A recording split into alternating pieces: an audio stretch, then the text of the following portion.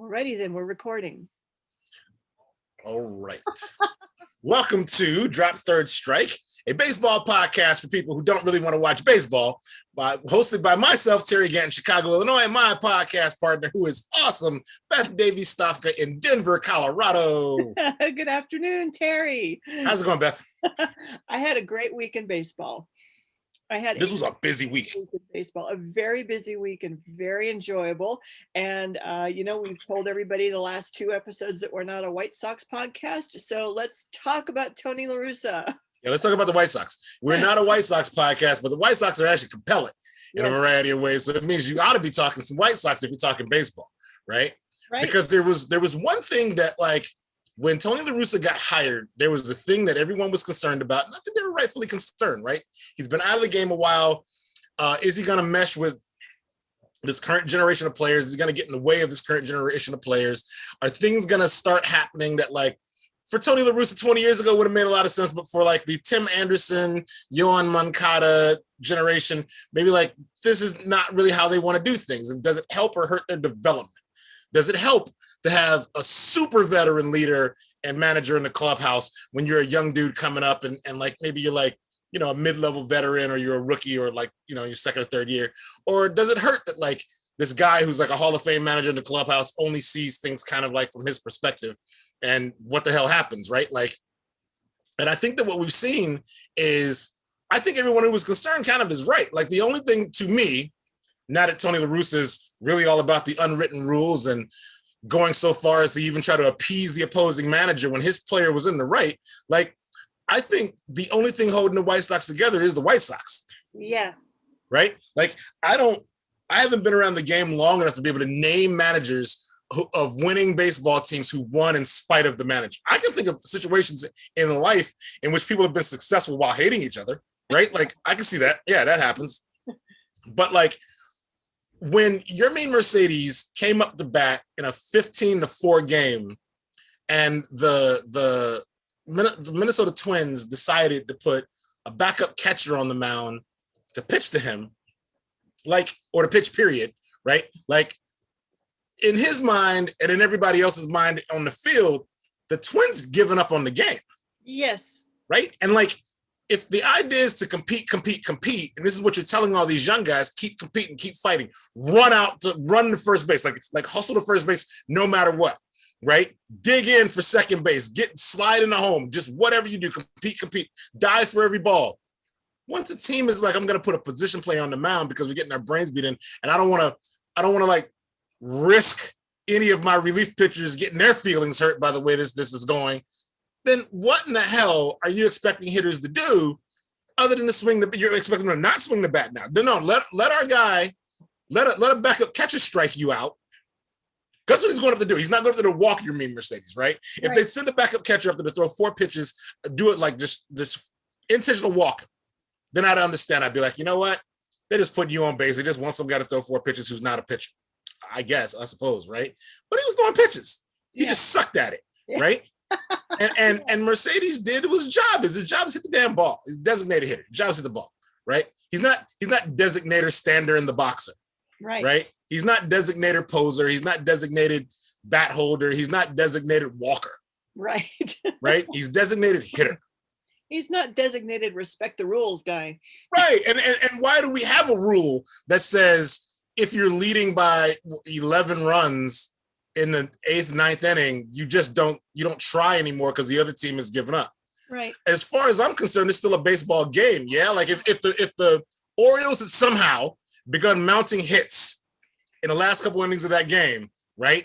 Everybody in the stadium would have been standing on their feet, like trying to see if you can come back from 11 runs down. Yeah. Right. Everyone would have been doing that. I think it was the Twins. The Twins. Right. Did I say the Orioles? Yes. Yeah, you know what it is that every time I see this replayed, I see the colors of the team, and I think, there's some kind of like, they're exciting colors of teams, like the Nationals have exciting uniforms. They do, yeah. But then there's kind of like, in my brain is telling me the sleepy uniforms. Uh-huh. I like gray and orange personally, but when I see it on the baseball field, I want to take a nap. Right?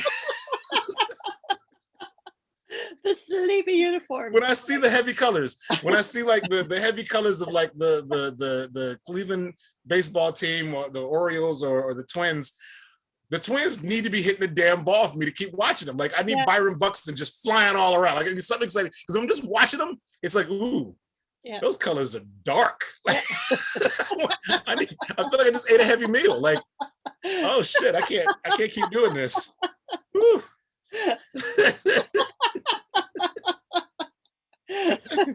Wow, we got in our obligatory wardrobe comment of the week. That's what it is. You know, I think that's why I keep confusing the Twins with the Orioles because they're also sorry, right? They're bad. Like they're last damn place. Like last place teams, they look like a last place team. Like in some part of my brain, you know, my artistic brain is like, man, you didn't even like kind of puff up the uniforms a little bit. You didn't spice anything up. Right. Damn it! Like this is the year I picked the Twins. I picked them to win the division. Remember, like the Twins were my pick. Because I remember thinking, why not the White Sox? I'm picking. Why not the White Sox? Yeah. And why not the White Sox? But they fired Ricky Renteria. My issue was that, like, with La Russa coming over, it was like this to me is going to be an issue. How can it not be an issue? And this man is mad because he's saying Mercedes missed the take sign on 3-up. That's what he's saying. He's saying he either missed it or he ignored it, right? Yeah. And I kind of feel like if I'm your mean Mercedes in this situation, I'm not looking for a sign, right? I'm not gonna look. I don't want to find out they want me to take a strike from a catcher. Yes. Nah, screw that. I'm not even gonna look. I don't want to look. And if this man throws me something meaty, I'm gonna hit. Yeah. Right. Yeah. Right? Like if the umpires, when I come around the score, if the umpires tell me my home run don't count, then I broke a rule. Right? But if the umpires don't tell me that the run don't count, then I didn't break a rule. Right. And my job is to go up there again and designatedly hit. And I did. Then why the hell is my manager telling the opposing team that he'll take care of it? And I have to believe the only reason this isn't even a bigger story is that it was Yermin Mercedes who did that shit, and it wasn't Mike Trout who did it, right? It wasn't like Albert Pujols, for example, who did it. Yeah. It wasn't Freddie Freeman who did it. Right? Because if the stars of the game and the future Hall of Famers of the game had done it, and their managers telling the opposing team, I'll take care of it. If I'm Mookie Betts and I do that, I'm gonna say to my manager, why don't you go put their uniform on? Get the hell out of my clubhouse, right? Because that's the problem we have. Right. When Tim Anderson is standing at the top of the step going, hell yeah, right? The next day when they throw at Mercedes, like, this is where this all gets chippier, right? They threw at Mercedes, right? Right. La Russa's mad that they threw at Mercedes, but he's not mad that they threw at or behind him. Do you know what he was? Do you remember what he said he was mad about? No, I don't. I thought I followed this like to the letter, but this one I don't remember. You got me. He stated he was mad because he put in a call to Rocco Baldelli explaining that he'd handled it already. That's right. That's right. And then somebody, that's right. Yeah. What? You called Rocco Baldelli and you explained your side of the story, and therefore it should just be squashed at that point. Yeah. The Twins are clearly thinking that Yermin Mercedes, that dude, he made us look bad. He didn't make you look bad. He added another run. They were 15-4. You already look bad. Yeah, I think it kind of made yourselves look bad. Yeah. Then I was like, damn it. Now, not only did I pick these dudes to win the division, and that didn't piss me off. Now I got to put them in like the Rangers file, right? I got to put them in the Rangers column like last year because I had forgotten why I didn't like the Rangers. And then this because while watching all this replay, somebody posted, and it might have been because I was watching John Boy Media, and he had shown the home run that Nando hit, and the Rangers were all pissed off and mad about it, right? And then there's Eric Hosmer, I think, in the dugout talking to Nando all about the unwritten rules and how Nando fucked up, and Nando will never do that again because Eric Hosmer done talked to him, right? And I'm like, what the fuck is this? Yeah, that's not how you get on the cover of the show, people. Right, like the unwritten rules. Now I gotta wait. I'm disrespecting the opponent. disrespecting them. We're beating them. Yeah. Right? Like, what the shit? If I were Fernando Tatis Jr., I'd have turned to Eric Hosmer and said, you need to move away from me. I'm trying to build a winner here. Yeah. You need to go sit over there. Go. You need to go to the other end of the bench. I can't have your negativity around me right now. What the hell? So who do you think that your meme was keeping at bay this past week? I feel like this is the other thing about your meme this week, right? He still played. If you really felt like your meme Mercedes did the wrong thing and a message needed to be sent, you'd have benched him. You didn't bench him. Yeah, exactly. Right? He still played. That's why he was there to get thrown at the next damn day. He didn't miss a take sign. Right. Right? He didn't ignore a sign. Right. And somehow in Chicago sports radio wants to talk about your meme Mercedes might have a little bit of a problem in that, like, he's been late sometimes. He already got benched once for being late. All right, look, I don't give a damn the dude might be late, right? That to me is Allen Iverson complaining to Allen Iverson about practice, right? That's what that is. Like, and Allen Iverson's response was, "We talking about practice. We ain't talking about the game. Yeah, right. We're talking about practice, man. Like, when it's time to play, I play." So I get it. If you got a team rule, you got a team rule. I don't want everybody flaunting team rules, right? But don't say that Mercedes doing this thing that he just did, which was a good thing to do, is an indicator that he's a problem guy, because he's also sometimes late to some stuff. Right, right. Some people just ain't on time to shit. And when they're star players, you're gonna ignore it. Yeah, you probably should. The guy's got a 400 batting average. He's still up there, right? Yeah, absolutely, right? Way up there, right? Yeah, he hit that home run. You know, he sure did. He sure did, and yeah, and I don't know. So I think you're kind of saying that that if your meme Mercedes was like an established player, like Mike Trout or Albert Pujols, then there would not be this conversation. Because I was thinking about, there's two ways to take Tony La Russa that I see it. One of them is very unkind, and that is that there is maybe some alcohol degeneration going on in the brain.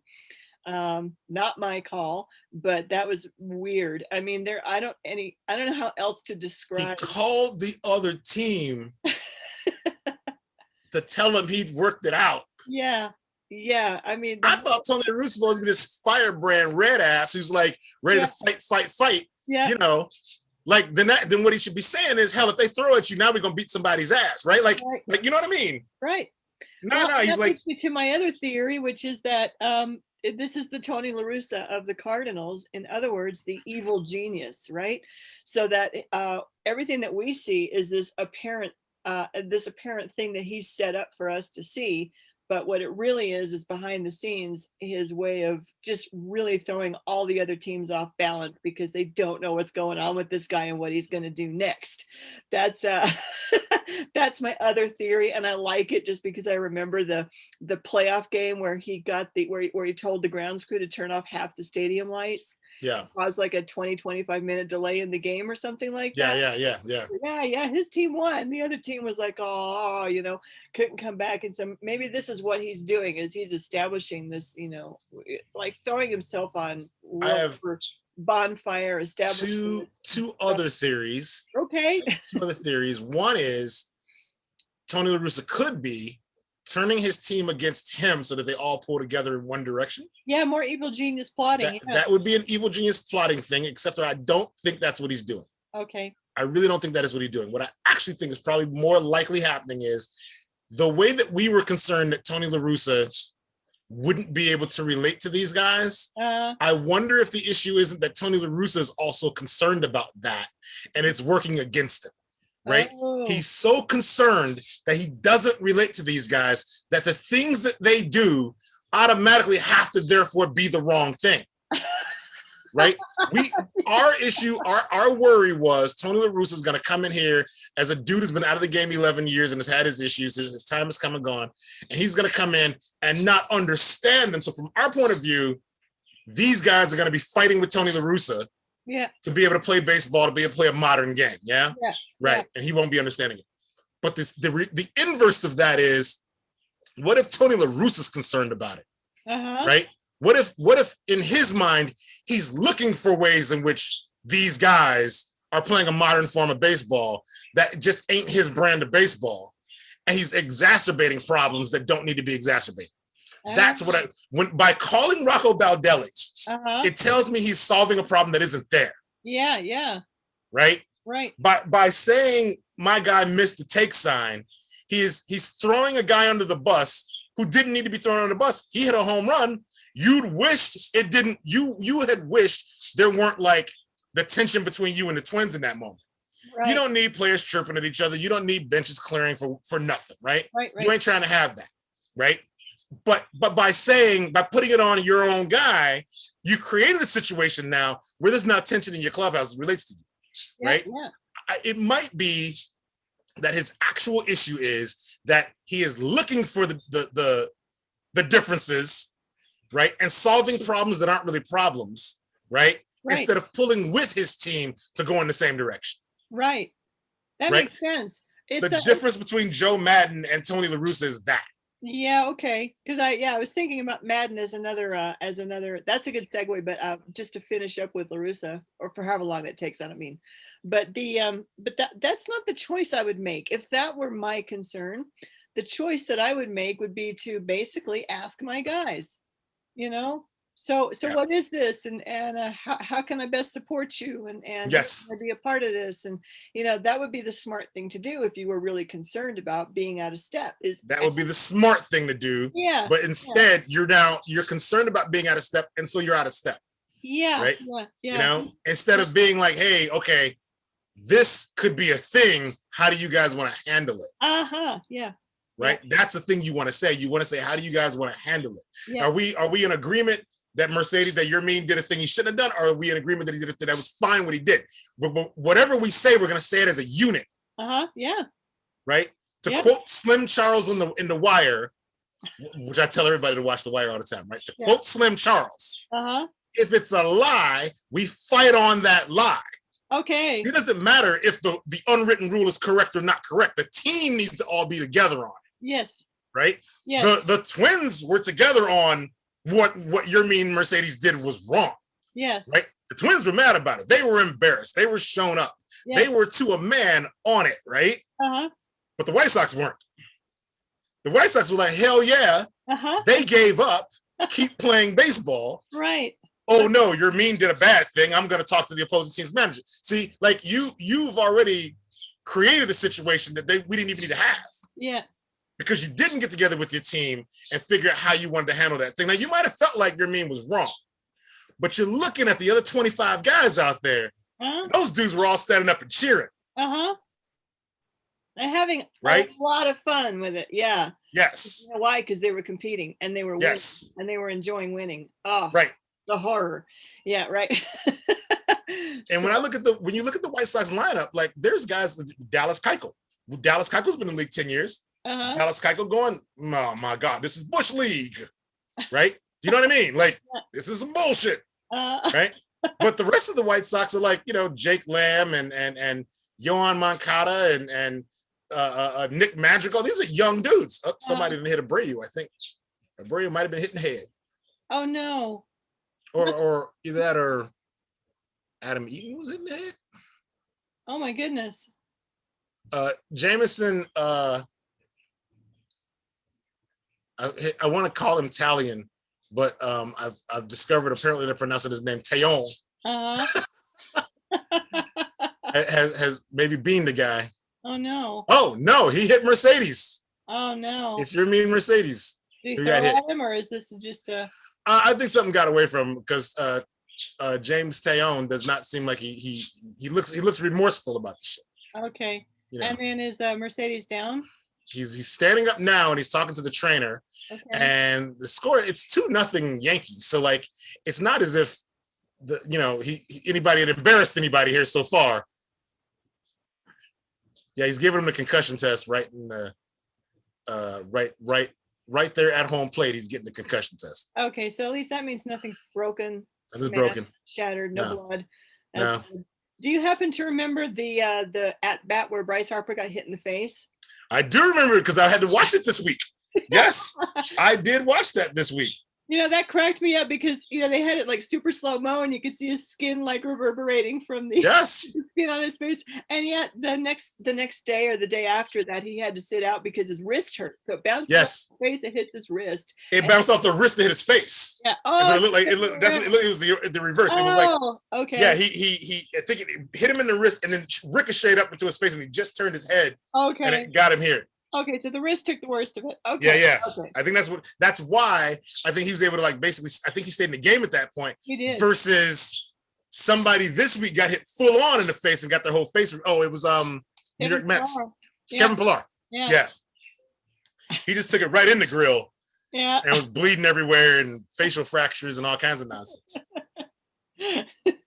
He's that. So you had another famous Met, David Wright, getting hit in the face. Yeah. And he struggled after. I don't know if you remember, he would like really shy away from pitches inside, and so pitchers knew it. Just pitch him inside, he will never hit you because he'll back off if he flinches, right? The David Wright thing is a thing for me because at that point when David Wright was like kind of the height of his powers, right? Like, yeah, I thought this man is like a future multiple time MVP, right? Yeah. And whenever a player was like coming up and was like compared to David Wright, I was like, I need that guy on my team. Yeah. He's been compared to David Wright. Yeah. And the problem with David Wright is David Wright just wasn't the same anymore after that. He really wasn't. Yeah. You know? He never quite came back. And I imagine that Kevin Pillar is exactly the same today as he was yesterday and the day before and the day before. You remember him from the Rays play in the World Series, right? I mean, and the playoffs. I mean, Kevin Pillar was just, yeah. I will smash myself into any wall that you need me to smash myself into. I am here to smash walls. And this is also my issue with Kevin Pillar is when hearing him talk about his career, because he was on MLB Central, they were talking about it a lot. So I've listened to a lot of Kevin Pillar talk. I didn't realize it, but like Kevin Pillar is always making a team and trying to play every day. So he's always in a situation where he's the team's fourth or third and a half outfielder. He might be the best center fielder on the team, but so is the other center fielder on that team for every team he's ever played for, right? And when because that's how he got to the Mets, was like, all right, I'm going to try to make it stick here because damn it, somebody's got to like make a commitment to me. I got to find some place where I belong. Like, I didn't realize this was Kevin Pillar's thing. I thought, to me, Kevin Pillar is an everyday player. But I think this is also a thing with the guys who run into walls for a living. Right. And then he goes in the dugout and they say, oh, he's such a leader. He's inspiring the others. Okay, he's not an everyday player at that point. How about instead of you being the run into the wall guy, we have you do what Jimmy Pearsall said, which is be an I'm already in position guy. Oh, yeah. Right? Jimmy Pearsall was a legendary outfielder and a great outfield play coach before he passed. And he would say, the sports networks make a lot of effort to show you these spectacular diving catches and this kind of stuff, right? But he's like, the truth of it is they're diving for these balls because they were out of position to begin with. So when you're younger, you have the athleticism to maybe make up for it, but the dives are because you really weren't making up for it. Yeah. The dive is a desperation move. Yeah. So is running into the wall for balls. Right. Yes, it is. Like we have images. We remember images of Ken Griffey Jr. running up the wall like Spider-Man. Yeah. He didn't do it every game because at some point Gold Glove having Ken Griffey Jr. was where he needed to be, no matter who the hitter was. Yeah. Making it look easy. Like that's how it should be. Right. Run into the wall guy, man, that you'll end up on the DL guy. Right. That's right. Or just have a shorter career than most. Like Adam Eaton. Adam Eaton's one of those dudes, and I was gonna say Mark DeRosa, but it's not Mark DeRosa. I'm thinking of another outfielder who was famous for basically Eric Burns. These run around with your hair on fire and just smash it and bloody your face all up, man. Yeah. That's a thing that ain't really a long-term thing for you. Johnny Damon would do that when he was Johnny Damon. Yeah. I think he stopped when he went to the Yankees. That was a Red Sox thing he did. Right. We talked about another guy in an earlier episode, and right now I'm blanking on his name, but he was the one that played for the White Sox and went to the Phillies and smashed his nose up in the outfield in Philadelphia. and he had been telling them, you need to. And I think it's the other Adam. I think he's also an Adam. He might be a Scott. And, it's so funny. I just can't, and we just had it immediately last podcast. We talked about him, but very memorable, that broken nose, because he went right into a wall after telling Philly's ownership, or, you got to fix this wall. You got to pad this thing. Yes. And it's not, it's, because I was going to say Scott Rowland. It's not Scott Rowland. It's not Scott Putseknik. I remember this. Yeah. That was, we like, because here in Chicago, it's like, he's a scrappy gamer. We like to say that about guys. Scrappy gamer, yeah. And then scrappy gamers like murder themselves. Yeah. I want my scrappy gamer in the middle of the infield. I don't.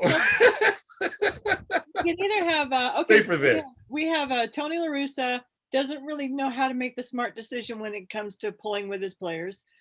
We have Tony La Russa, the evil genius. And we have Tony La Russa, the, oh my goodness, what was that? Don't be that way ever again in public. And I'm going to go with evil genius. So far, yeah. So far, okay. You're going with evil genius, and I'm going with not getting out of his own way. Yeah. Okay. As a management, like as I don't know, like how many times you've had to manage people in various capacities, but sometimes when you're even if you're not new to it, right? When you're in a role, you're not. You weren't expecting, or a role where you yourself had doubt. Before you crest the doubt hill to come back to like, normal, like, okay, I got this. Before you get to I got this, there's sometimes points at which you are overthinking it. And you're going to we're going to make a mistake. Yeah. Right. And I think that Tony La Russa might be there. Yeah. So I manage 27 people right now. Yeah. And I've been doing it for 10 years. Yeah. And early on, I made a ton of mistakes, and they were all along the lines of. Are you an ethics department head? Liberal studies. I'm department chair for liberal studies at Colorado Community Colleges online. Yeah, so I teach ethics, but I run the show when it comes to journalism and creative writing and technical writing and music and literature and theater. Yeah, so yeah, so lots of teachers. And I used to not want to inconvenience them. And so I would do like so much more work that I should have been giving them to do because I didn't want to inconvenience them. And I finally learned to just start farming it out. It'll be fine. And I overburdened myself and made myself too tired and worked way harder than I should have had to work.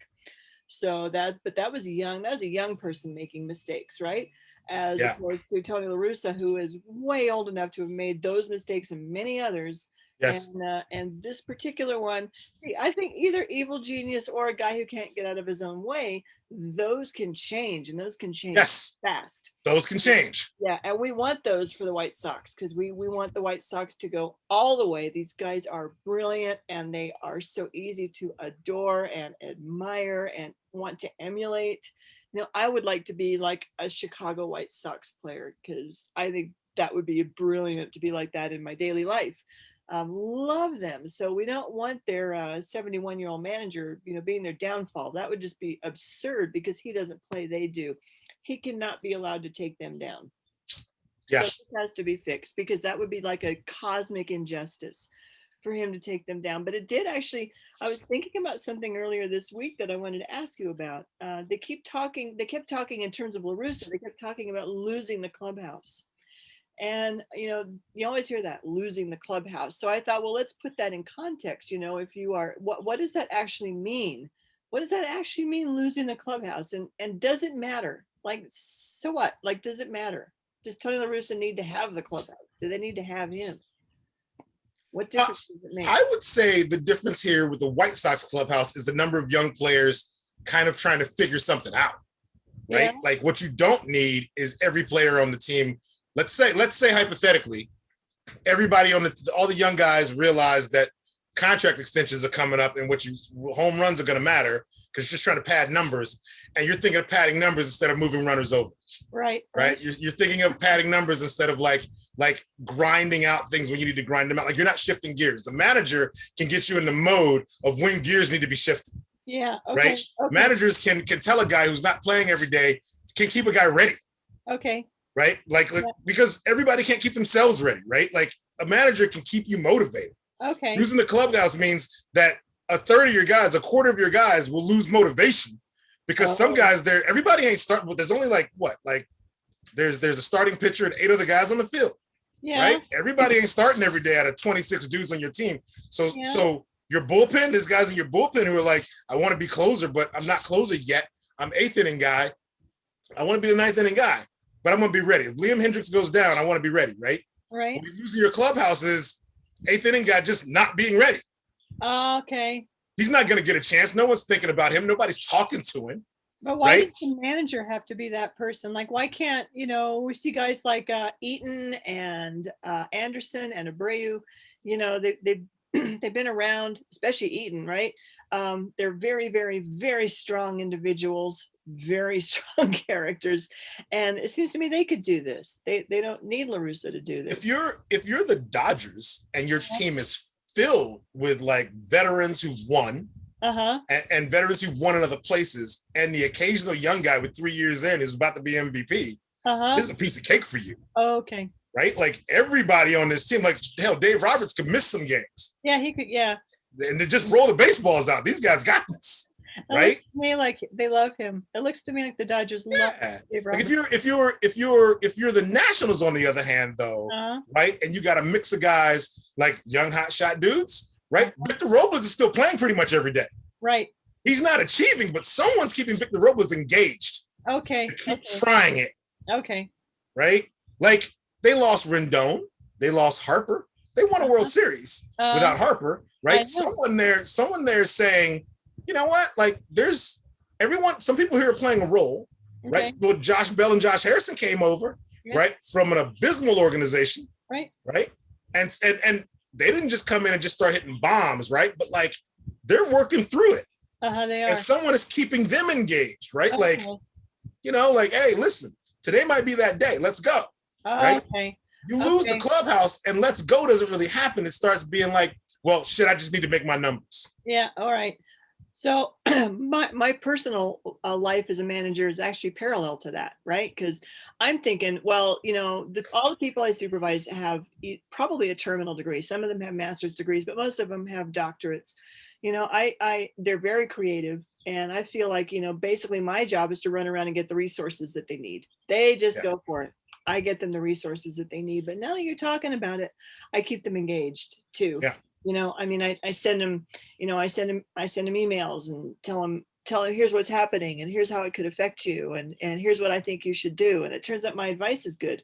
And asking them to do that for themselves while they are already doing their jobs would be asking them to fill a vacuum, which I should be filling. So so Tony La Russa, I see, I totally get it now. That's because it also can go the other way too, right? Like sometimes it's like guys can go out there and just try to get their own numbers no matter what the hell, right? Sometimes guys are just like, I'm just gonna sit here and get paid.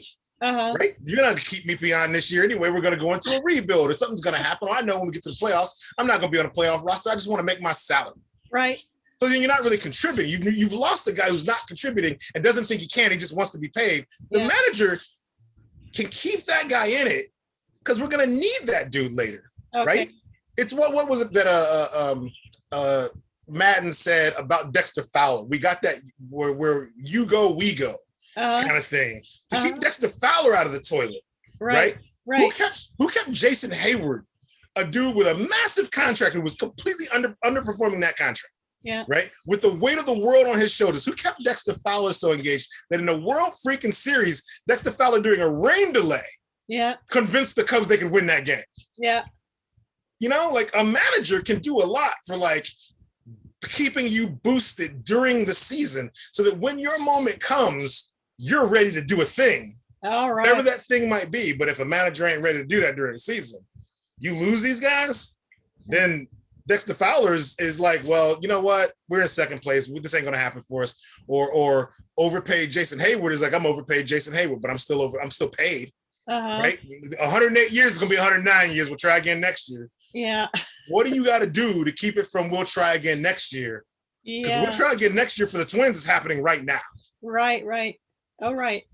Yeah. No, we've seen that a lot. No, that's like, when they say baseball is like life, that is life. That is absolutely life. So this is, could you say in sum, the difference between La Russa and Madden?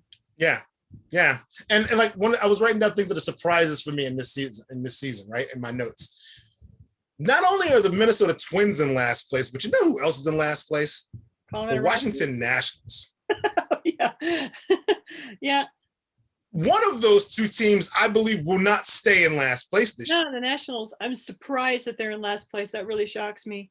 And I think the manager will help that situation. Yeah, he will. You know, because right now that team is playing like you still believe they've got a shot. And they're last in their division. They're not last in all of baseball. They're last in their division. I'm like, no way. No way. They're below the Marlins. So yes. When Davey Martinez goes out there and rips a base out of the ground and throws it around. How much did I love that? Oh, that was fun.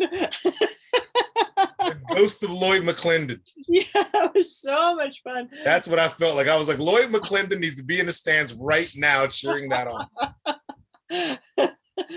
I'm surprised he gave them the base back. Yeah, okay. So who left with the base? Was that Bobby Valentine? That was McClendon. Lloyd McClendon. He was managing the Pirates. He picked the base up. If you can't make this call at first base, you don't need a first base. And Doug pulled it out of the damn ground and walked off with it. He took that shit back to the clubhouse. Lloyd McClendon would be, there is no first base. Baller move. I don't know. I don't know a lot about Lloyd McClendon's physical attributes, but I have to believe his testicles are made of fucking tungsten carbide. Like, that man was like, I'm gonna change the complexion of this field you messed up so bad. You're gonna get a replacement base. Done. Throw me out of the game. I'll take this base with me. Yeah, okay. So David Martinez is probably saying, damn it, why didn't I think of that? I forgot. Right, because Legion of Fan, what you because you're not watching baseball, what you missed was a relatively simple play in which a batter had batted the ball, he hit the ball, or actually I think he didn't hit the ball. I think it was a drop third strike. No way. Oh, I think it was a drop third strike because somehow the ball had gotten behind the catcher. The issue was the catcher had to retreat back to like the kind of the backstop area to get the ball to throw it to first base because the runner knew he could run. Yeah. Right. So the runner's hauling ass down to first base, and the catcher lines up kind of behind the runner, throws the ball to first base, and the Washington Nationals player was hit with the ball in the back. Right. But he's running straight like he would normally run, and the umpire called the runner out and said that he interfered with the baseball by, like, you know, running and getting hit in the back with the baseball. So Davey Martinez comes out and is like, well, hold on a second. He didn't see the baseball coming. It was behind him. Right? He didn't run in a way that he could avoid the baseball because he's running to first base. Where do you want him to run? Where is he supposed to run? Yeah. And the umpire is like, well, he's running right here, and the catcher's throwing the ball this way. So there's only one place the ball can go, and it's where he's at, and he's in the way then. So Davey Martinez is like, well, if you want him to run 3 feet this way, we should just move the base 3 feet this way. He yanks it up out of the ground and throws it over there. And I was like, fuck yeah. Yeah. That's what's up. Maybe that's exactly it. It into the ground right there before he left. He should have just made it. That's where we're going to play this right now. Yeah.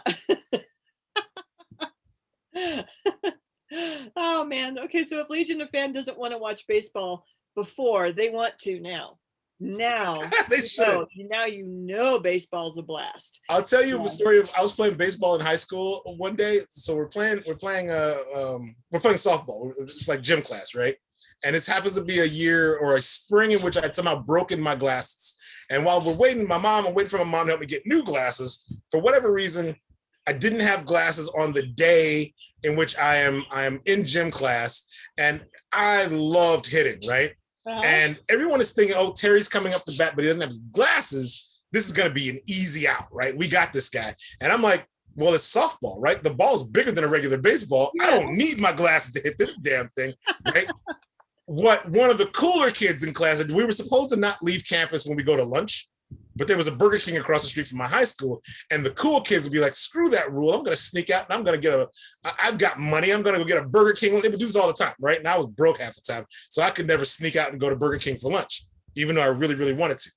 One of our kids had gone across the street to get himself like a double Whopper or something for lunch during gym class, and he's He's also been assigned to play first base for the opposing team.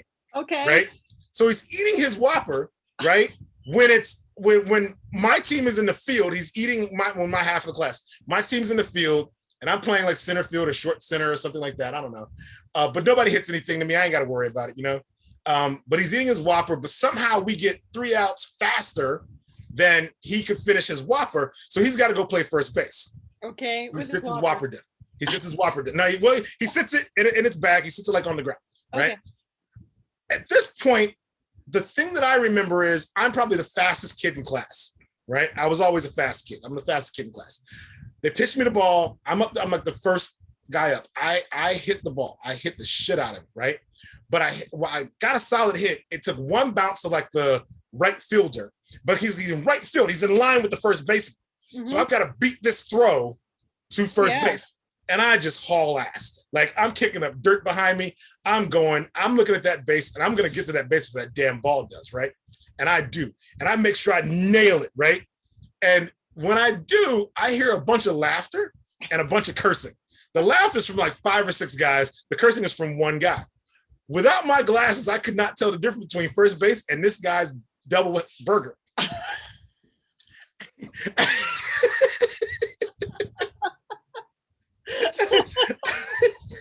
Safe Whopper. So I like I'm right-handed. I inside out of the swing to hit to the opposite field, and I hit that ball there. And when I hit it and it dropped, I immediately sighted what I thought was first base, and I'm going straight forward. And I stretched out, and I just jammed my foot down on it. And this guy was like, "Damn it, can't you kill my burger?" I still got to stand on first base too, because like, you know, like he was so distracted, you know, he didn't actually get me out, right? Like, all right. And then your manager was calling the other team's manager after the game. But the gym teacher was like, "Hey, listen, man, about your burger. Let me just get you another burger." Yeah, I've handled it. Yeah. Been handled. You know? Okay. So let's travel over to Joe Madden. What do you say? Sure. Joe Sure. is legendary as a great manager. Yeah. And Joe Madden is managing the Angels.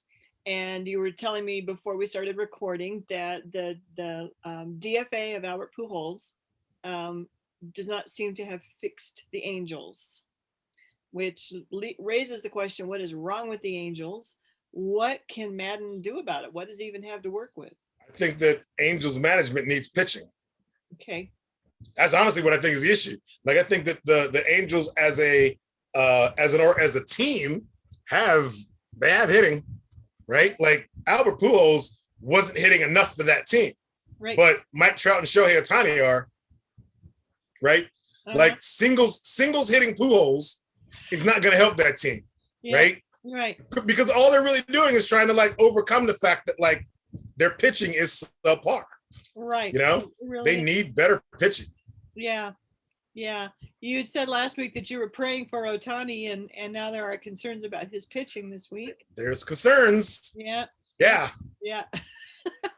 And now we got concerns. Where is Rendon? I'm very confused about why Anthony Rendon is not as this great third baseman with the batting average of like 425 or whatever. Like, where is this guy? You know, like this is a thing too. Like baseball has this discussion about the pitching is too dominant, and we need to move the mound back and all this kind of nonsense, right? And my only way of kind of seeing that as an issue in some way or another is it used to be that you couldn't really even play baseball if you were hitting like 220. Yeah. Now guys are hitting 180 and they're just okay, but they're big home runners. They can hit 180. 180 and 200 and 215 and 230. These have become acceptable as long as you're producing some other way. Yeah. Right? Like this is kind of what that is, you know? And I kind of feel like what really needs to happen is bring back more guys who hit for contact. Yeah. You know, we need contact hitters, and we're just not really getting contact. Like we're getting guys who are all into launch angle, right? They're to barrels, right? But maybe it's possible that guys like the Angels need some damn contact hitting and run production, like, you know, like scrappy shit. Like it can't always, you're not just going to hit everything over the wall. Right. All right. So yesterday, I didn't look at today's stats, but yesterday, as of yesterday, the Padres had 57 stolen base attempts so far this season. Yeah, And the next closest was Kansas City with like 35. right. So the Padres are making things happen, right? They are. Yeah, the stolen base leader on my fantasy team is Manny Machado, which Yay. is weird. Yeah, Yeah. yeah. He's really putting himself out there to win, though, isn't he? Like, as soon as Yes. Orlando's down, he's like, okay, it's on me. I'm going to win this. I'm going to win this for everybody. Man, he's amazing. I really admire him. And I don't know what the White Sox stolen base numbers are, like where they fit in the list of say top five, if they're even there. But it does seem to me that there's a fair amount of balls in play when you watch the White Sox. Yeah. Right. So the Padres, very, very exciting. White Sox, very, very exciting. But lately I've been wondering about, because I don't find baseball boring. I really don't find baseball boring. And people keep saying baseball is boring. So I learned yesterday that the MLB batting average on the season is 235.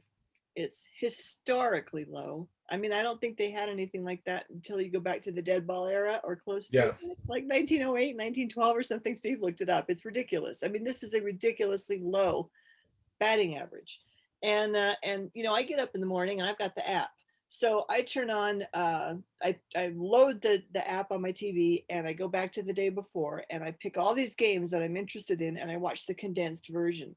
And if you do that, you'll just see all the action. And so you'll come away with this impression that there are like tons of hits going on and tons of stuff happening. Like you don't really see that many games where nothing happens. So you don't think baseball is boring. But let's say you live in Phoenix or, Denver, and you don't have the app, you just follow local sports. I think you're going to be just deathly dull. That's how you're going to talk about baseball. This is so boring. So I think that how you consume baseball has a lot to do with your attitude towards it, like a lot, right? Maybe if fantasy is your game, then you're engaged in a completely different way. Yes. Yeah. And I can answer your White Sox stolen base or where they rank. Okay. They're 15th. Oh, the White Sox have 20 stolen bases as a team. So, and this is also important for the Angels. The Angels are pretty much top 15, so they're in the top half of the league in just about every offensive category. So like in an odd sort of way, like the Angels are doing a positive thing here. They just need to get into the top 8, really. Right. So improve a bit, But that's pitching. Yeah. Yeah. What are you looking at? Does it show the? I am looking at the opponent's batting average against the Angels.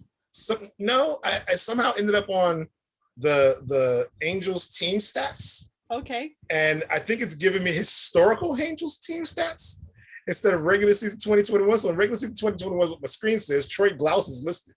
Oh, okay. And I'm like, wait, that doesn't make any sense. Troy Glaus is not still playing for this team.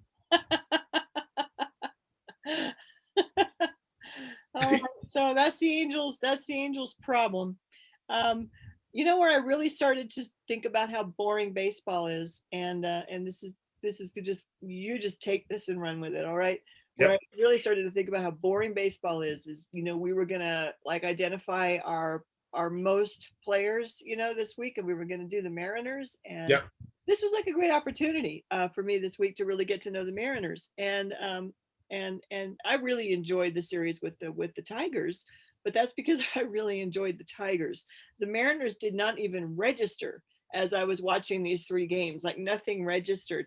And I thought, well, I was too involved with the Tigers. I'll watch the Padres Mariners game and I'll watch the Mariners broadcast. I'm going to get something out of this, right?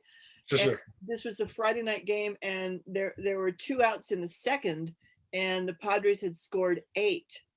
And I'm already thinking to myself, all right, so how long is this game going to last? Because I don't really want to sit here for 5.5 hours. And if if we're going to have all this offense, then you know what? So we have like a ton of offense and I am bored. Offense officially became boring.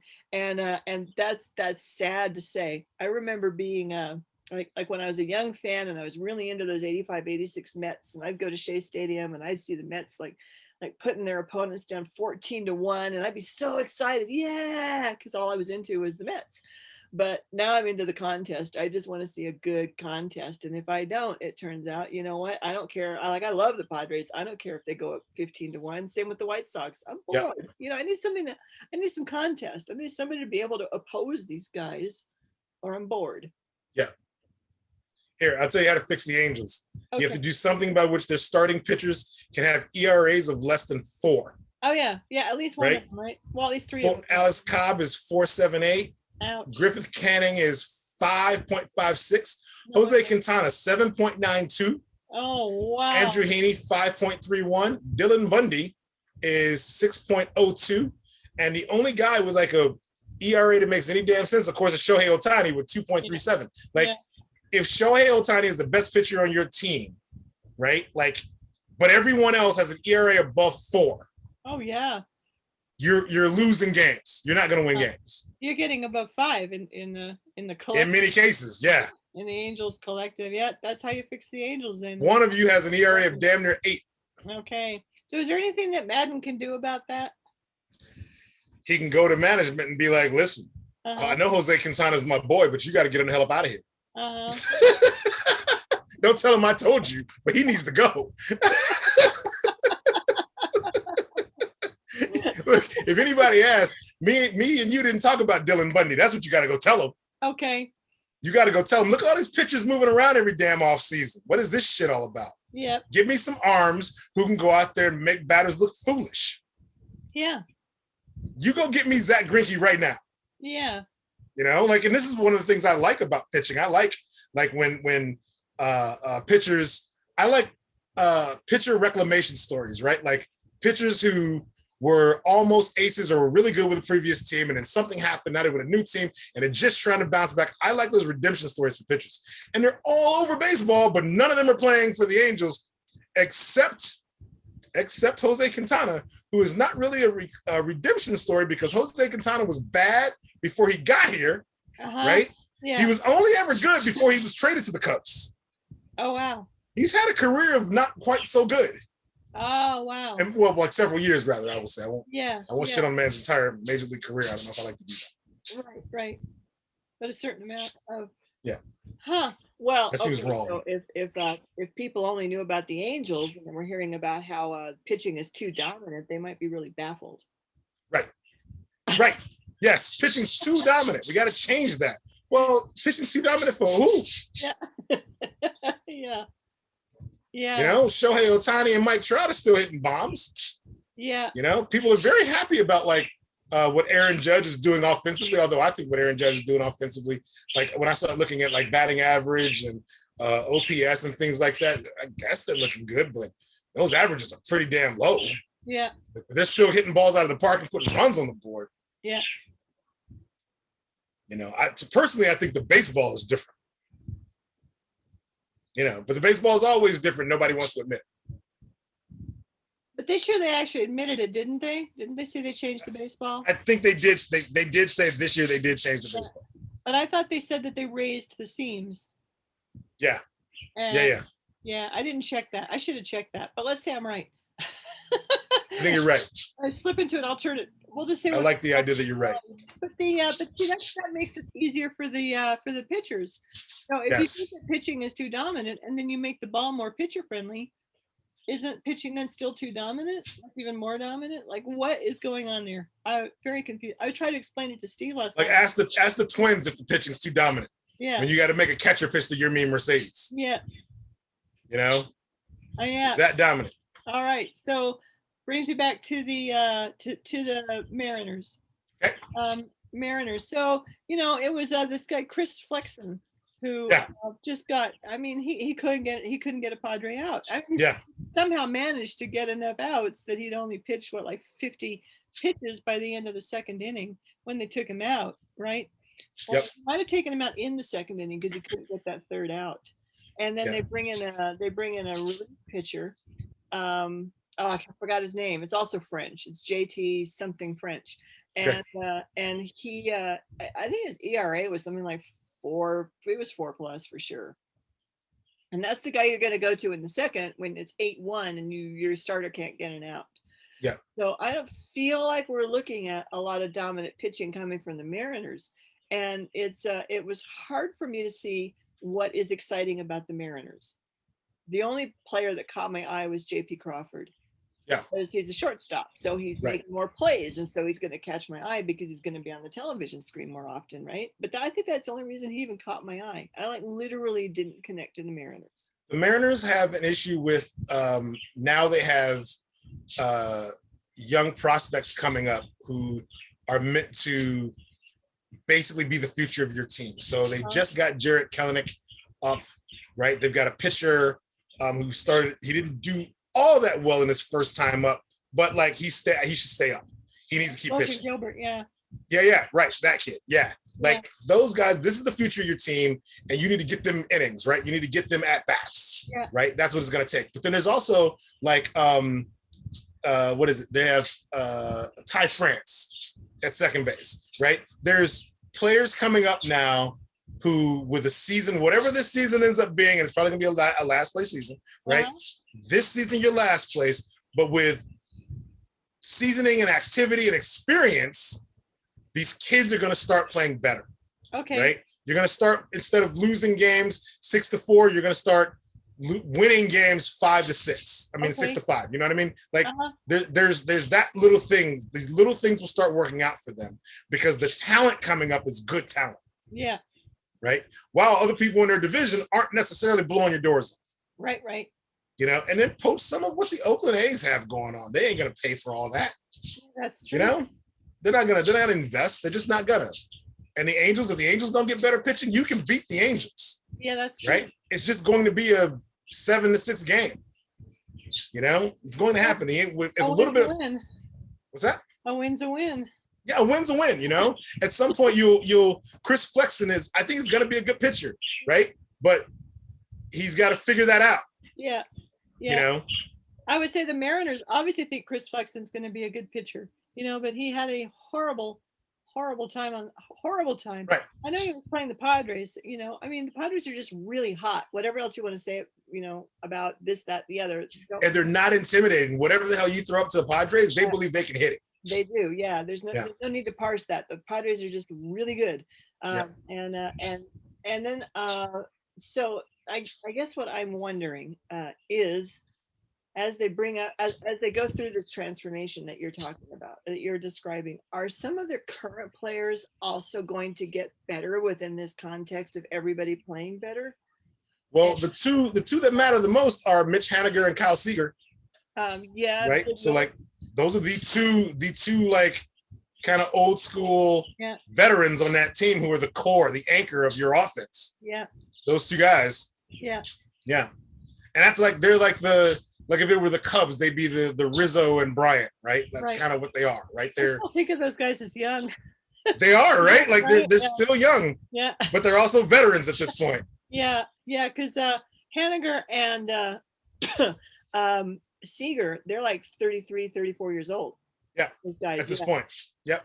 At this point. And you see guys like, I think it was Mike Flynn, somebody Flynn, and then JP Crawford. They just look to me like guys who could be so much better and aren't. Yeah.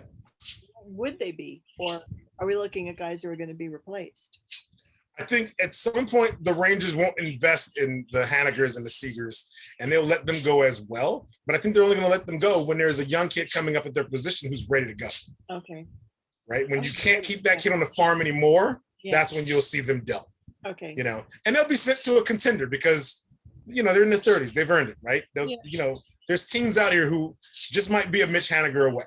Yeah. Or a Kyle Seager away. If Justin Turner gets hurt, if Justin Turner were hurt, I can see the Dodgers being like, Kyle Seager, is he available? You know, I can see that. Yeah. If Rafael Devers is hurt, I can see the Red Sox being like, hey, is Kyle Seager available? Yeah. You know, because that's kind of where you're at, right? These guys, they play position. They can fill their positions and they can hit, right? They just need to be maybe in a lineup with more support. Okay. You know, yeah. Okay. So, the players with the most, do I have that list? I mean, can we even do the Mariners? I mean, it seems to me most, Well, that the most impactful player was Mitch Haniger. It just seems like there isn't Yes. anybody else who is impactful. Agreed. Yep, that's it. He's the most impactful one. Yeah. Okay. And then the most promising Mariner, would that have to be Jared Kelenic? Even though, Gotta be. yeah. Okay. Yeah, he's the one that the CEO didn't even want to even think about bringing up. Right. Right. Yeah. It's somehow or other. Well, he just shouldn't have said it out loud, right? That's Right. his job. Who's the most intriguing player for them? I feel like the most intriguing player might be their sort of ace pitcher. Yusei Kikuchi, I think is his name. Like they have a really good starting pitcher there, right? And that if you're going to rebuild your franchise and you're going to build yourself a great rotation, you could do worse than that dude. Yeah. Okay. You know? Okay. And then who's the most charismatic of the Marlins? I'm not sure. I think of Kyle Seager as charismatic. Yeah. Because he's just that, like the way we were talking about Adam Eaton and the grindy kind of guys, right? Yeah. Like he's just been there doing this a long time. Yeah. Right. Yeah, he has. Like just representing the damn Mariners, you know. Still. Yeah. Still. Yeah. After all this time, who's the most special player on the team? Probably Jared Kelenic. Okay. Yeah. Yeah. He's the guy who's had 1 week of Major League service time. Absolutely. He's already 2 slots on our list. You see, you're making my point about the Mariners. They I am going to be watching this kid. Yes. Yeah. They don't. Yeah. The Mariners don't imprint. Yeah. I want to know that there is good news coming for Crawford and Flynn. I want to know that. And so yeah. I'll just pretend that this is the case. And one of those things where these guys are just going to, kind of start to believe, I guess. I mean, I'm looking at Crawford. The cameras always go on him as the team leaves the field, and he just looks really frustrated. Yeah. Like, and you know how they say that thing where he looks lost? I mean, he's kind of looking up at the sky a lot. He's almost like he's trying to recalculate something he just did. I don't know. It's a bummer, and I want to. Maybe he's the one I'd most like to just to find out, like, what's going on, man? What's in your head there? And yes. Whereas, who would be your Mariner that you'd most like to meet? I think Mitch Haniger. I'd like to meet Haniger and Seager as they're the 30-year-old Mariners, right? Who wouldn't be there for much longer. So for this last like 5 or 6 years of Mariner fandom, I'd like to meet the guys who kind of anchored it. Okay. You know? Oh, interesting. Okay. So like I don't want to meet Jared Kelenic just yet. He's only been up for like he's literally the future of the team, but he isn't the team yet, right? Not at all. Yeah. No, he is. I was actually thinking that if Ichiro is still, I mean, Ichiro has a role there, doesn't he? So even though he's not on, he did, yeah. He's probably going to be but no, JP Crawford for me. I just want to find out, like get in his head a bit, get him to open up and share. Like, was he the former Giant? I don't know. Do you know he looks so young? I can't believe he's a former anything. Yeah. So I thought he was shortstop for the Giants for a while. Oh yeah, I've got these guys up. So it was JT Chargois who they put in to replace Chris Flexen in the 2nd inning. And they don't have his ERA listed here on this. I'm at the CBS website, but I think it was probably something around, lit up by the Padres. It was something around 4+. So let me find our man Crawford. Oh, Tom Murphy has a pretty important role there with the Mariners too. Yeah. Very important role. But JP Crawford is 26 years old. He's really, really small guy. Baseball wise, he's 6'2" and 199. And his what is his history? He's been in MLB for 2 years. I mean, I'm gonna think he's always been okay. I'm gonna think he's always been a Mariner. Yeah, I don't know who I'm thinking of. I thought there was a Crawford who was a shortstop. Yeah, he is the shortstop. Yeah. For the Giants though. Oh, Brandon Crawford. Okay, all right. Yeah. Okay. Yeah, and he's like sort of career twilight, I think, at this point. He's having a really good year. I don't mean like twilight as in, he's old and decrepit. Yeah. It's just Renaissance. Long time. Yeah. Yeah. How about those Giants? Yeah, like I would have put them damn near last place if the Diamondbacks weren't in that division. All right, Giants, look at you guys. Yeah, I had no idea. Yeah, everybody thought it'd be terrible. It was Kyle Lewis. I don't know how I gave him the name Flynn. It was Kyle Lewis I was thinking about. Also young and a young hot player. Very young. Yeah, he's got 1 year of MLB experience. Yes. He's age 25. Last year, he was kind of in the Jarrett Cullen position. He was like kid coming up and he's got a lot of promise. And last year, he did things. Yeah, he did. Yeah. Is that me? I better turn that off. What? Come on. There we go. You're like, New Orleans Jazz is your ringtone? No, that was actually on the website that I was looking at. Oh, okay. All right. Yeah, I think it might have been for golf, which is kind of an interesting choice for, for golf. But yeah, Kyle Lewis and JP Crawford, I want to see what they can be. And sure. I feel like they need, they need I agree. Baseball is weird in the sense that you know that it's a lot about individual performance and individual achievement, and it's also a lot about team performance and team achievement. And I just feel like the lines between that are so blurry that it's easy to say when a guy isn't individually achieving, he just needs a better team around him. I don't know if that's the case. I don't know if these guys are just young, you know, if Crawford, I mean, it says Lewis is raking, so I guess that's something, but you know, the Mariners, could the Mariners make the playoffs this year? I think they could. I think it's not in a realm of, it's not out of the realm of possibility. Okay. Considering that division. Yeah, right. That's what I was thinking. Yeah. Yeah. Yeah. So considering that division, anything can happen there. So I'm going to watch them a little more carefully then. I'm going to try to get something in that out to pop out of my screen when it comes to the Mariners. I'm going to really try. I felt like they were overwhelmed and outshone by the Tigers. The Tigers pop. They are so exciting to watch. Yeah. And it doesn't even matter that they're a losing team. You wouldn't know that watching them. You know, you really. And the Mariners have been no hit twice. So it's like, it seems like so far when things aren't going well for them, it's like, well, you know, they pack it up and kind of tomorrow's another day, you know? Okay. Your manager could also be like, you know what? Things ain't going well. Let's go get them. Uh-huh. You know, another case of what the manager can do for you. Yeah. Yeah. That's that's it. So yeah, if they're thinking, well, they can't be thinking tomorrow's another day, because if tomorrow's another day like the one they had on Friday, I guess you know what, tomorrow, I would rather do without tomorrow. Thank you. I want to move ahead to next week. Let's go to next week. Let's just skip a week. I saw a headline that the Padres had to we have a bad week. Kind of struggle against the Mariners yesterday, but I haven't seen the game yet or read the wrap, so I'm not sure what happened yesterday. But apparently they didn't you know, resoundingly defeat the Mariners the way they did on Friday. Two Padres observations from Friday night, both of which I just loved. And one was Nando. By the way, I decided I was going to break up with Nando. Uh-oh. Yeah, well, it's okay. I don't know how many dudes out there have been dumped by Beth before. This sounds like it could hurt. Yeah. Beth leaving a string of bodies all over Major League Baseball. Black Widow of the game. Black Widow, indeed.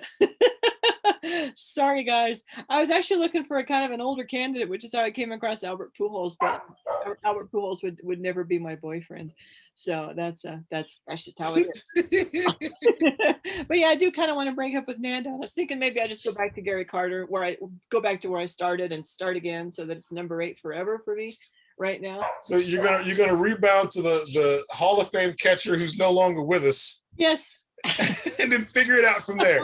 Yes, it's safe. Exactly. It's a nice, safe perch. Yeah, it's kind of like clear the decks of all the bodies, you know, just go back to where I started, and then we'll see what kind of candidates pop up and what their quals are. So, but I did notice one really great thing about Nando. And this wasn't the dugout dancing and the finding the camera and winking at us through the camera from the dugout, which was a really cool thing to do. What I noticed is that when he scored, I think the first time he crossed the plate, when he scored, this is on Friday night, he slides into home plate and he pops up, and this is how much athleticism he has and how he uses it to make such a flash out of it. You just have to watch him, because he pops up and he lands on his back leg and presents his front leg like this. Like, it was not a mistake. This was a controlled move that was unbelievable, because he slides in. That's a good fast move. He pops up and he lands on his back leg while showing off his front leg to anyone who wants to see. And almost like he was high-fiving all the guys at the plate with the sole of his, I think it was his right foot. I mean, it was such I like a it. cool sight. It was such a cool sight. I'm like, yeah, man, Mando is still that player. And Yep. I wish there were more. I really wish there were more. And I want to see this infect. And you know, we were talking about the twins. You know, maybe the twins need to like catch a little of this. I know people will make fun of them because they aren't very good right now, but you know, why not? And they might be kind of old. Yeah, they might be kind of old, They but might be older why than not? we expected. If your uniform is causing Terry to fall asleep, you know, Yeah. maybe you need to like pep it more up. red. And then you know who pepped it up? Wow, do you know who is looking really fine on the field? Is Jurickson Profard. Sure. Did you see him? I don't know if you've seen him. I hadn't seen the Padres for a while when I watched Friday night, but his elbow and shin protectors are gold. Yep. Terry, they're gold. They're gold. So he's yes. sitting there facing the pitcher, and he looks like Thanos standing up. Yes. Yeah. They're gold. Yeah, that's how you do it. That's like, you know, the king showing up and saying, you know, I have a crown, but you know, it might fall around a bit. So I'm just going to cover myself with all of my fine jewels, right? And and just sticks it on his elbow pad. Oh wow! Oh wow! He became the player I'd most like to meet on the Padres, but we'll put the Padres off for now.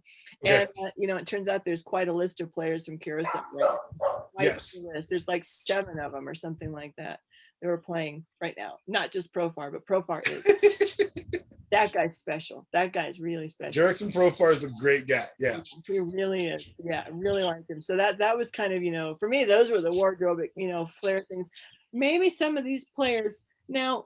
Is it an age thing, or you know, are there guys that are just basically not? They just don't have the personality to really get out there and wake you up with how they look. I think it's just the team, like their stadium is dreary. The uniform, therefore, looks more dreary. Yeah, I don't know what it is. Like sunlight can't penetrate that Twins field. Man. Even the Orioles, if the sun comes out every so often. Yeah, right? that's true. That's true. Maybe it's Minneapolis being dreary. See, maybe. I think that when Minneapolis really found its personality was when it had Joe Mauer and Justin Morneau. Yes. They were just the nicest people. So you had like the nicest team with the nicest fans. That's what they always said. As a matter of fact, when all the violence started happening in Minneapolis, I was like, no way, everybody there's really nice. So right. Yeah. That's how baseball had established itself in my mind. So they need to shake it. They really need to shake it up in Minneapolis, and they need to do it with some just in your face excitement. You know, I don't know, like Minneapolis. I don't know what Minneapolis could stand for, but maybe you get elbow guards with like tiger stripes on them. I don't know, but I mean, do something, right? something. Do something. Yeah. Do something, wake it up. All right. So what are you looking forward to this week in baseball? Do you have anything? More good games. Like, I think that like the way we're entering the summer now, right? Like people are waking up. Their skills are coming alive. Yep. You know, like they're people with sleepy bats. Those bats are awakening. And the way pitchers are going after these guys is I think we're getting no hitters. Yep. Like more good stuff. Yep. Which I don't know which journeyman former ace pitcher is going to throw a no-hitter this week. Someone's going to do it. Somebody's got to do it. Yeah. Zach Greinke. This is the week Zach Greinke throws a no-hitter. Sitting down. Yeah, he's going to sit on the mound and throw a no-hitter. And yes. And he's going to throw a no-hitter while telling every hitter what's coming. Exactly. And Trevor Bauer's going to say, "Why didn't I think of that? Why didn't I think of that? Great. I closed one damn eye. I should just told him what was coming." Yeah. That's what we'll look forward to. And yeah, I bet. So Greinke's going to hear this. He's going to say, "Yeah, I'm going to try that." That's what's going to happen. So that's Scherzer's still electric. Strasburg is back, and Soto's hitting.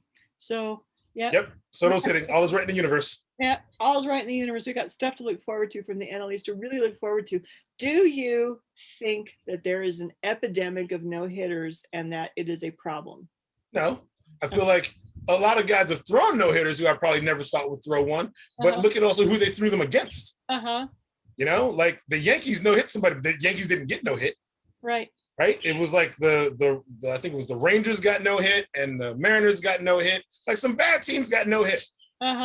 You know, all right, that happens. But if you no hit the Padres, now you're doing something, right? Go no hit the Dodgers and then come back to me. Yeah, right? that's right. That's right. But you could no hit the Diamondbacks, and it's just like, well, yeah, no hit the Pirates. That could happen, I guess. You know,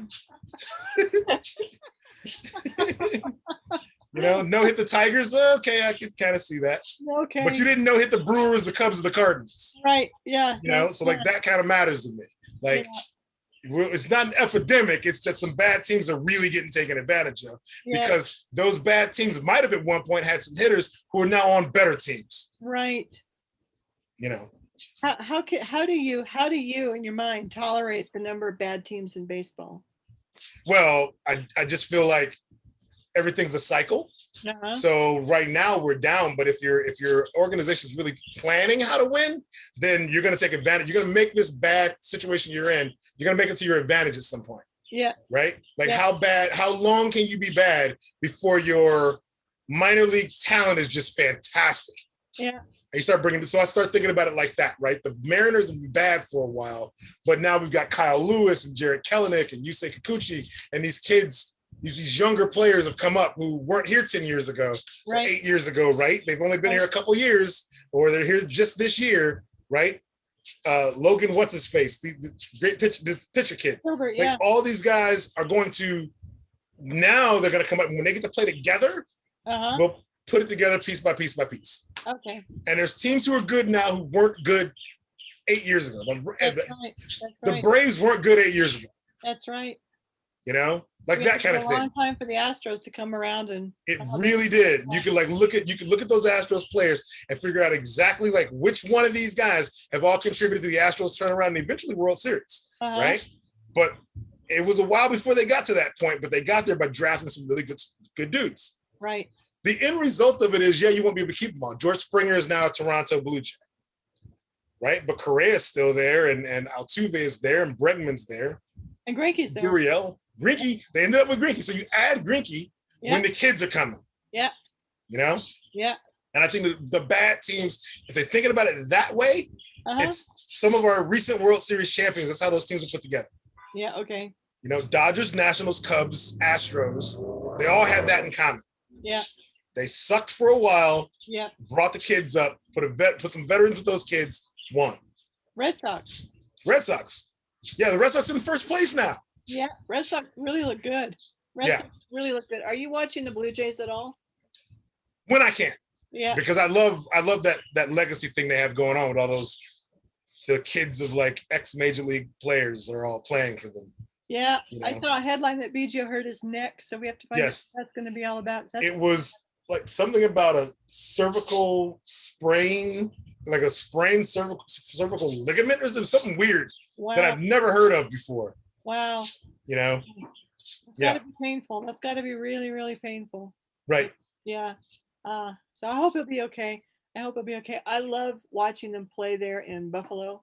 That's where they are, right? They moved to Buffalo finally. They're playing in Buffalo now, yeah. Yeah, from Dunedin. To not play in Toronto, yeah. It feels like I'm being nostalgic for a time that I never experienced, right? Like the 70s when there weren't that many layers to a stadium, There wasn't like a third or a fourth level, right? Yes, they weren't building these giant amusement parks and malls to play baseball, and they weren't building big ass casinos. Yeah, the whole games which they do now. Yeah, and you have the really a lot of phenomenal camera angles. I'd love to go to that stadium sometime. See, apparently the cameras aren't like constrained to these specific wells, where they shoot from. So you get all these like really great angles like happening with play on the field. I noticed that, I don't know how many places are doing this now, but, I've been just oozing with excitement over the way that they flash the stadium lights when one of the, at, whatever your field is for the White Sox. I don't remember. At Guaranteed Rate Stadium. Guaranteed Rate Stadium. They flash the Guaranteed Rate Stadium when somebody hits a home run. They don't care about the television cameras. They care about the stands, and they just flash away. And now I noticed the Padres are doing it too. Yeah. So it's not for TV. I don't know if I didn't notice or if this is something that's spreading, but it's very exciting. It's very exciting to see them put the fans in the stands first, as far as making a real show and really enjoying it.